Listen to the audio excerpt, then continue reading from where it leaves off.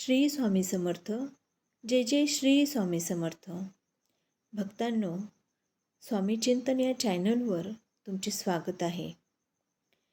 तर 5 फेब्रुवारी 2026 वार गुरुवार रोजी माघ महिन्यातील अत्यंत शुभ अशी संकष्ट चतुर्थी येत आहे. संकष्टी चतुर्थी म्हणजे बाप्पाच्या आशीर्वादाचा दिवस, संकटातून मुक्ती मिळवण्याचा दिवस.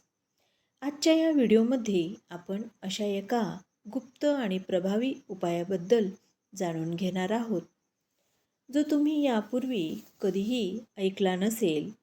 हा उपाय करण्यासाठी तुम्हाला उपवास करण्याचीही अट नाही.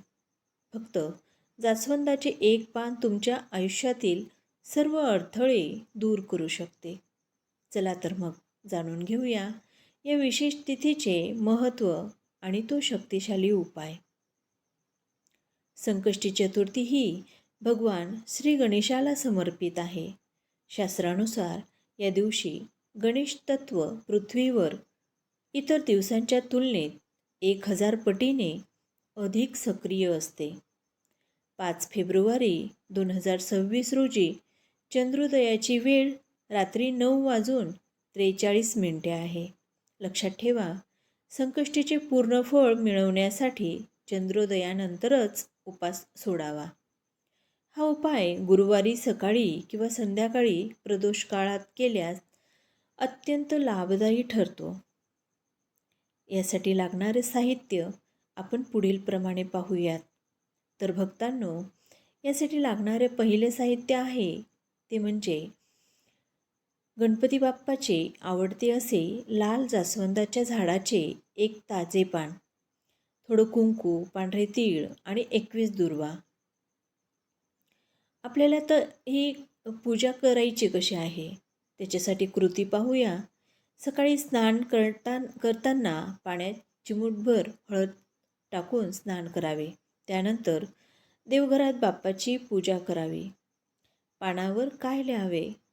जास्वंदाच्या झाडाच्या एका काडीने कुंकवाच्या साहाय्याने त्या पानाच्या मध्यभागी तुम्ही एक महत्त्वाची इच्छा लिहा. उदाहरणार्थ, धनप्राप्ती, नोकरी, आरोग्य किंवा मुलांची प्रगती. तर आपल्याला पुढेही स्थापना करायची आहे. तर एका ताम्हणामध्ये कुंकू आणि स्वस्तिक काढून त्यावर थोडे तांदूळ ठेवा आणि हे पान त्यावर ठेवा.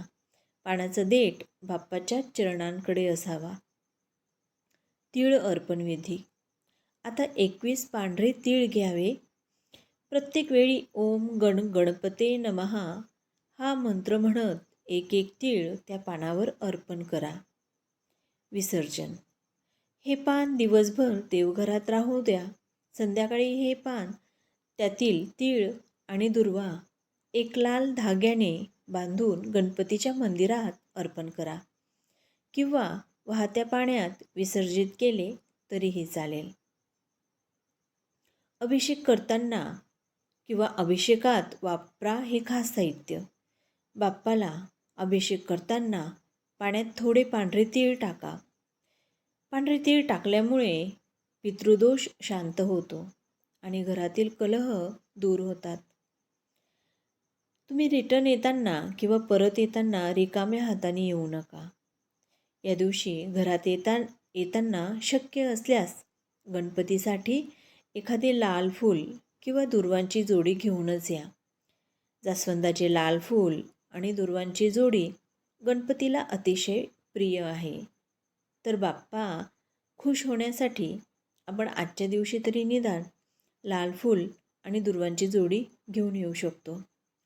यामुळे घरात लक्ष्मीचा वास कायम राहतो. चंद्रदर्शनाचे शास्त्र. चंद्र हा मनाचा कारक आहे.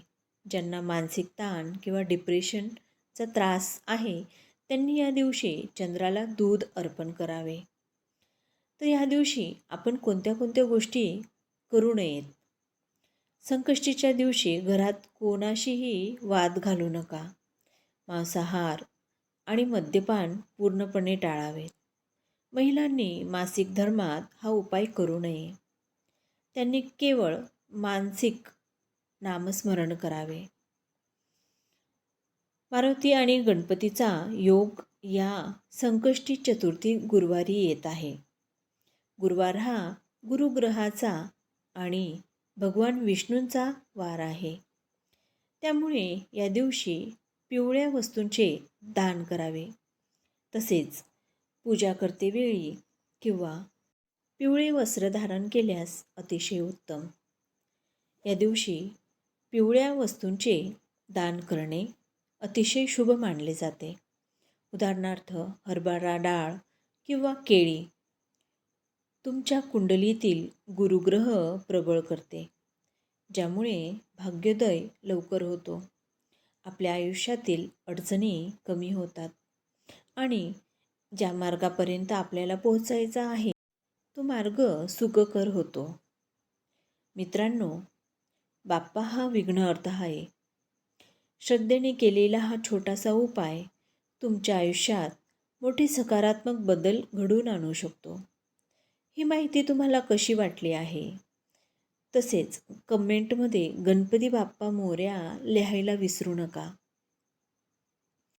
त्याचबरोबर तुम्हाला हा व्हिडिओ आवडला असल्यास जास्तीत जास्त लोकांपर्यंत, तुमच्या मित्रमैत्रिणी आणि नातेवाईकांपर्यंत शेअर करा. तर अशाच नाविन्यपूर्ण माहितीसाठी चॅनलला भेट देत जा. अजूनपर्यंत तुम्ही माझ्या चॅनलला सबस्क्राईब केले नसेल तर कृपया सबस्क्राईब करा, जेणेकरून ह्या पद्धतीची माहिती तुमच्यापर्यंत लवकर पोहोचेल. तर भेटूया आपण अशाच एका नाविन्यपूर्ण व्हिडिओमध्ये. श्री स्वामी समर्थ.